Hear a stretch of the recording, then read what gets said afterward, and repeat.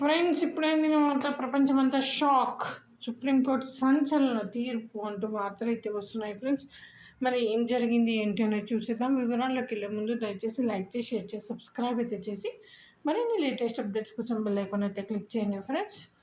హిందూ వారసత్వ చట్టం 2005లోని నిబంధనలు ఉన్నప్పటికీ కుమార్తెలు పూర్వీకులు లేదా కుటుంబ ఆస్తిలో వాటాను పొందలేని కొన్ని షరతులను భారత సుప్రీంకోర్టు పూర్వీకులు లేదా కుటుంబ ఆస్తిలో వాటాను పొందలేని కొన్ని షరతులు భారత సుప్రీంకోర్టు మరియు వివిధ చట్టపరమైన వివరణలు ఏర్పాటు చేశాయి.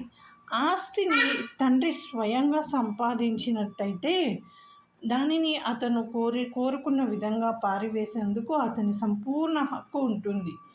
అతను ఎంచుకునే ఎవరైనా హిందూ వారసత్వ అమెండ్మెంట్ చట్టం 2005 అమల్లోకి రాకముందే ఆస్తి వారసుల మధ్య పంపిణీ చేయబడితే కుమార్తెలకు దానిపై క్లెయిమ్ ఉండకపోవచ్చు అంటూ వార్తలు వస్తున్నాయి ఫ్రెండ్స్. ఈ మధ్య చాలా చూస్తున్నాం కదా ఫ్రెండ్స్ ఆస్తి గొడవలు. సో ఇది ఒకటి చట్టం అయితే తీసుకొచ్చారు. That's all friends.